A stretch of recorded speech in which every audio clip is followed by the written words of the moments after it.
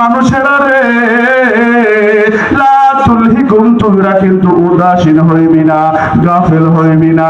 আমওয়ালুকুম ওয়ালা আওলাদুকুম, তোমাদের টাকা পয়সার কারণে, ধন সম্পদের কারণে, অর্থ সম্পদের কারণে, টাকা পয়সার কারণে, আওলাদুকুম এবং তোমাদের সন্তান সন্ততির কারণে, তোমাদের ছেলে মেয়ের কারণে, আন যিকিরিল্লাহ, আল্লাহ তাআলার জিকির থেকে, দুইটা জিনিসের কারণে তোমরা কিন্তু আল্লাহ তাআলার জিকির থেকে গাফেল হইবা না।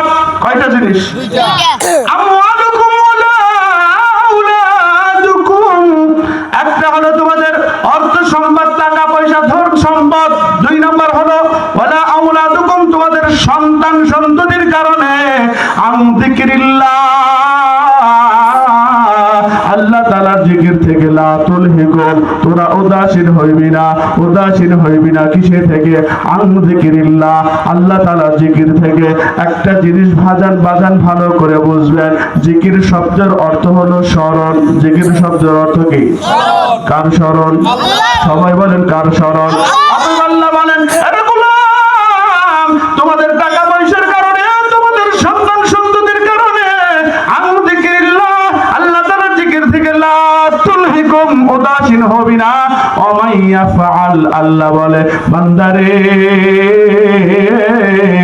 তোমরা যদি উদাসীন হয়ে যাও, গাফেল হয়ে যাও, কিসের কারণে? টাকা পয়সা, ধন সম্পদ, সন্তান সন্ততির কারণে, আল্লাহ তাআলার জিকির থেকে। ওমাই ইয়াফআল, যদি তোমরা গাফেল হয়ে যাও, আল্লাহ রাব্বুল আলামিন আয়াতের মধ্যে তার বান্দাদেরকে জানায় যায় কি হবে জানোনি? এরে বান্দা কি হবে জানোনি? তোমরা ভালো করে শোনো। ফাউলাইকা হুমুল খাসিরুন।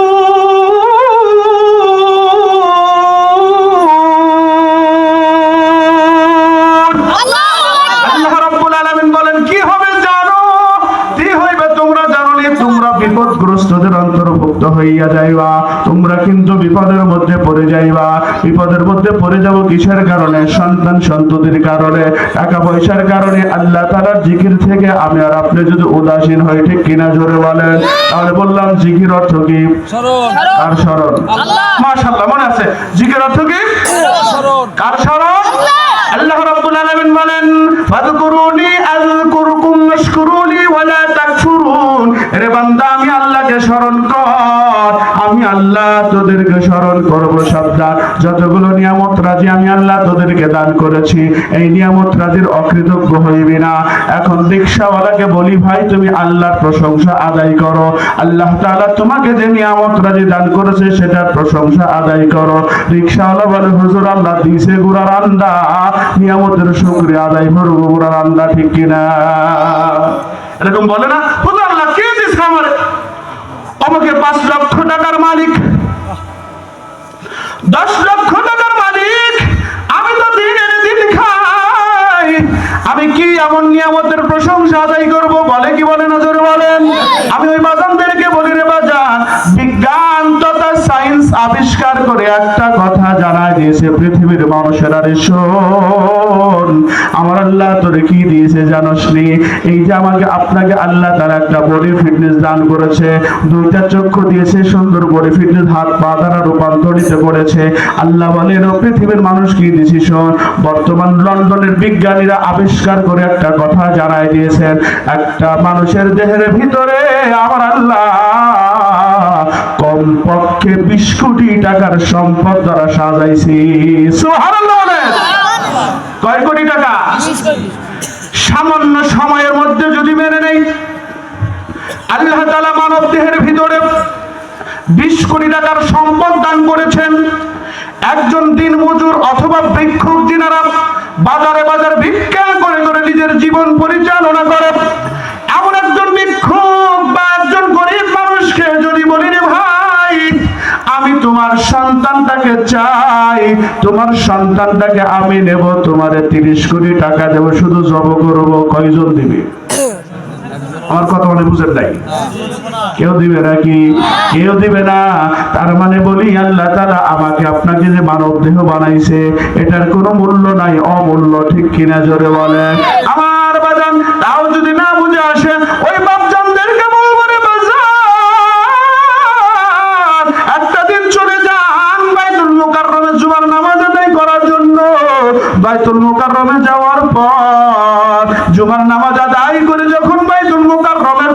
সাইডের দরজা দিয়ে বাজার বের হইবেন, দেখবেন মানুষের নীলা খেলা, হাত নাই পা নাই, পায়খানা রাস্তা নাই, চোখগুলো প্লেন হয়ে গেছে, অন্যের সহযোগিতা ছাড়া চলতে পারে না। যারা গিয়েছেন তারা হয়তো দেখেছেন।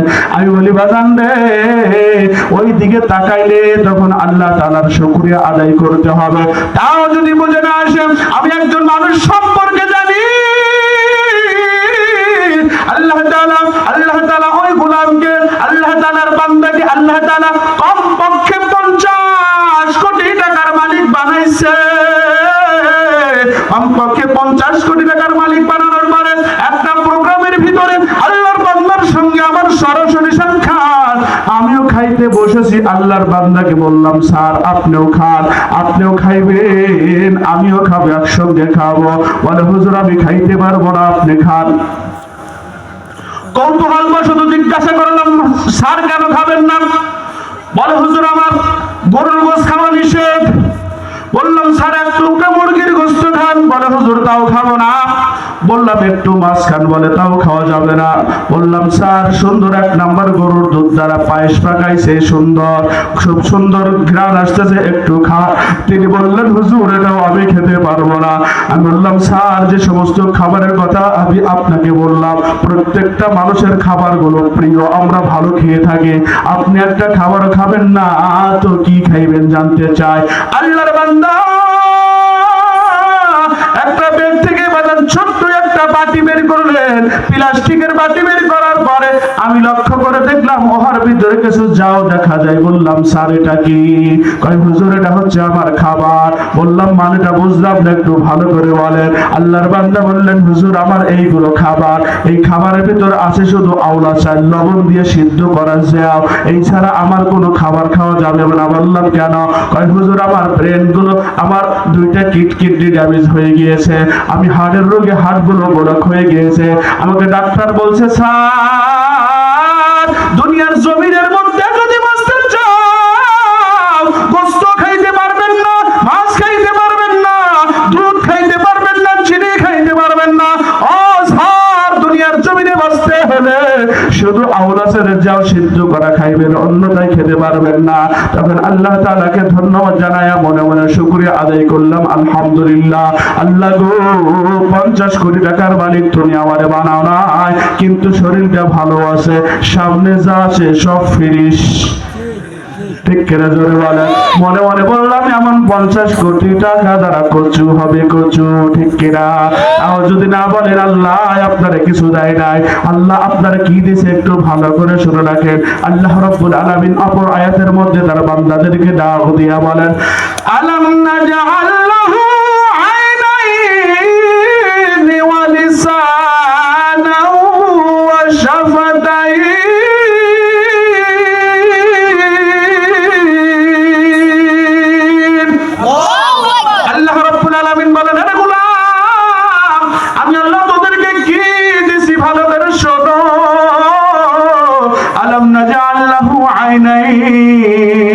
আমি আল্লাহ তোদেরকে দেখার জন্য সুন্দর 2টা চক্ষু দিয়েছি, ঠিক কিনা বলে? আল্লাহ বলে আলাম নাজআল লাহু আইনাইন, 2টা চক্ষু।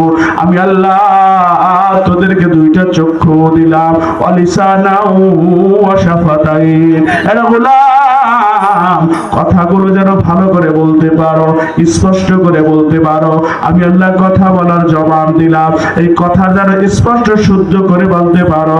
মাকে মা বলে ডাকতে পারো, বাবাকে বাবা বাবা বলে ডাকতে পারো, দাদাকে দাদা দাদা বলে ডাকতে পারো। এই জন্য আমি আল্লাহ কথাগুলো স্পষ্ট করে বের করার জন্য জিহ্বাটা ভালো করে দিলাম, এবং তোমার ঠোঁট 2টা আমি আল্লাহ নিখুঁত ভাবে বানাইলাম। সুবহানাল্লাহ, লা ইলাহা ইল্লাল্লাহ, লা ইলাহা ইল্লাল্লাহ, লা ইলাহা ইল্লাল্লাহ, লা ইলাহা ইল্লাল্লাহ, লা ইলাহা ইল্লাল্লাহ।